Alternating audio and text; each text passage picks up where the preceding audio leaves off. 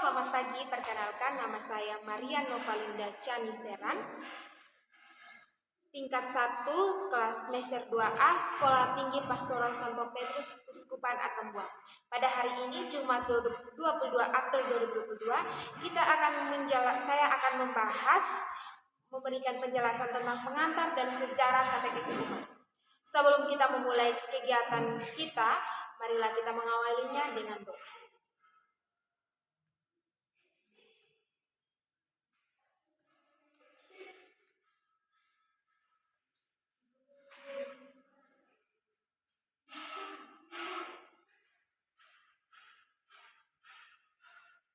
Baik, sekarang kita akan masuk dalam pembahasan. Yang pertama adalah pengantar. Katekesi umat sering dikatakan katekesi dari umat, oleh umat, dan untuk umat. Umat menjadi partisipan aktif berbicara, berkomunikasi bersama-sama mengambil keputusan, dan bersama-sama bertindak. Pembaruan katekesi umat dalam hidup menggereja dipengaruhi oleh beberapa hal berikut, terdiri dari 2 hal, yaitu budaya musyawarah dan gambaran gereja masa kini.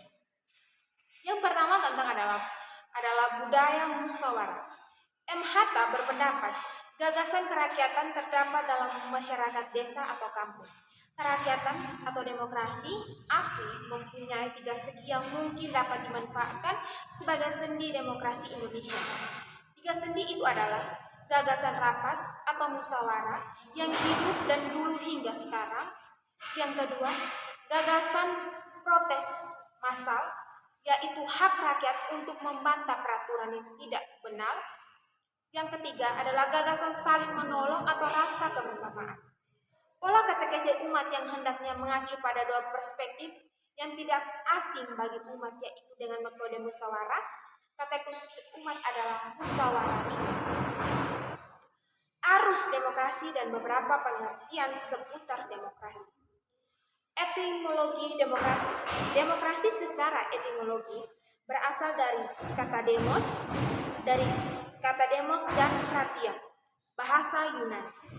Demos berarti rakyat, kratia berarti pemerintah. Demokrasi adalah pemerintah dari rakyat dan untuk rakyat. Yang kedua adalah gambaran gereja masa kini.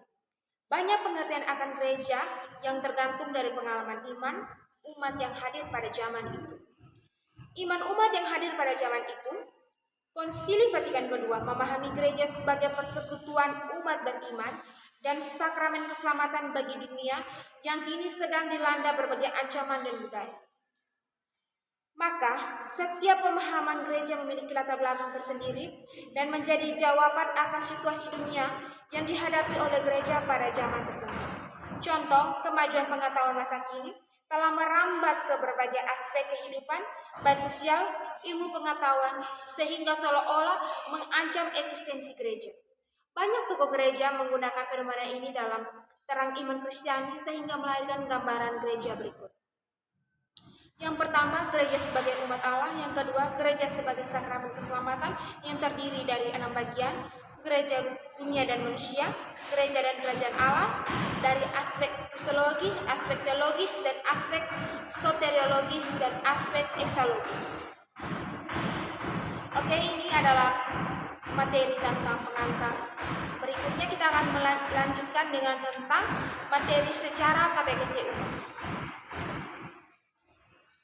Secara katekesi umat, pertama, PKKI pertama 1977, munculnya gagasan katekesi umat sebagai arah katekesi Indonesia masa kini.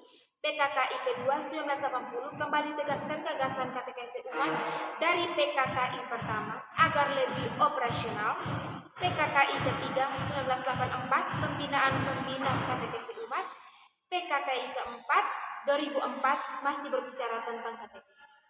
PKKI kedua menghasilkan rumusan katekesi umat yang terdiri dari 6 hal pokok.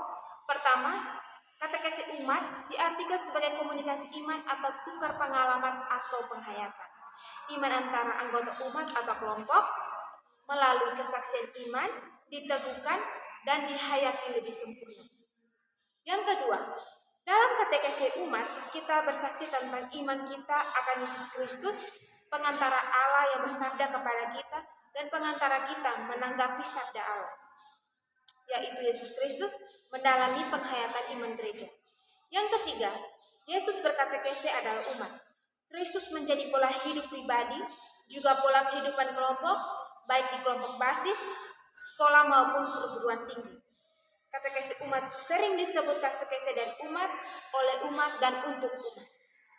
Dalam katekese yang menjemaat ini, pemimpin katekese bertindak terutama sebagai pengarah dan pelancar atau fasilitator. Membangkitkan gairah supaya para peserta berani berbicara, menciptakan suasana komunikatif. Yang kelima, katekese umat merupakan komunikasi iman dari peserta sebagai sesama dalam iman yang sederajat, yang saling bersaksi tentang iman mereka. Diperhatikan beberapa hal yang mendukung, yaitu ada 2, sikap saling menghargai dan saling mendengarkan, suasana penuh keterbukaan. Tujuan komunikasi iman dalam katekese umat adalah supaya dalam terang Injil kita semakin meresapi arti pengalaman-pengalaman kita sehari-hari, kita bertobat kepada Allah dan semakin menyadari kehadirannya dalam kenyataan hidup sehari-hari, semakin sempurna beriman, berharap, mengamalkan cinta kasih, dan hidup Kristiani kita makin dikukuhkan. Pola kita makin bersatu dalam Kristus, makin menjemaat, makin tegas mewujudkan tugas gereja setempat dan mengokohkan gereja semesta. Sanggup memberi kesaksian tentang Kristus dalam hidup kita di tengah masyarakat. Berdasarkan rumusan PKKI kedua tersebut, nampak beberapa aspek katekese umat yang harus diperhatikan. Yang pertama, supaya katekese umat atau peserta. Yang kedua, berguru kepada Yesus Kristus sebagai jalan kebenaran dan kehidupan. Yang ketiga, yang dilakukan dalam katekese umat, saling membantu atau sharing, menggali makna hidup dalam terang Injil. Yang keempat, hasil yang diharapkan, menjadi saksi-saksi Kristus yang mampu meresapkan nilai-nilai Injil di lingkungan. Tujuan katekese umat itu ada 2. Yang pertama, membawa umat sampai pada perjumpaan pribadi dengan Kristus melalui perjumpaan hati dan budi dengan saudara-saudari seiman atau mengandalkan pertobatan hati. Yang kedua, membentuk dan membina jemaat Kristiani, mengembangkan sikap-sikap dan karisma-karisma pribadi untuk melayani sesama. Yang berikut adalah tentang proses katekese umat, terdiri dari 3 langkah.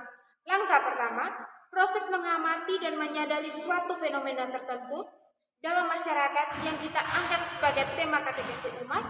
Katekese umat bertolak dari situasi konkret, Allah menyapa manusia melalui situasi hidupnya yang konkret.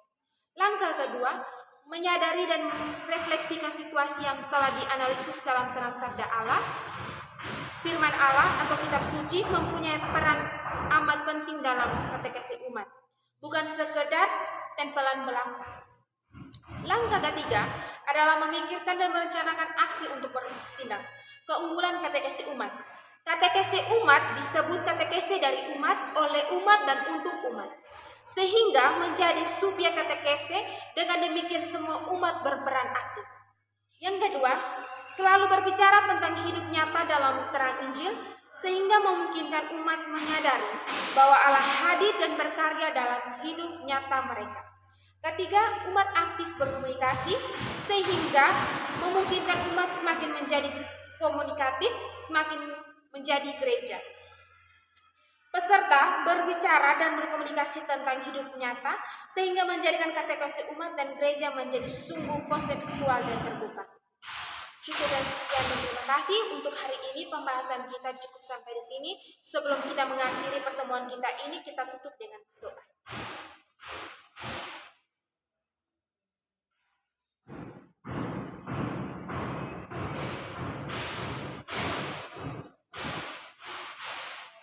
Sekian dan terima kasih.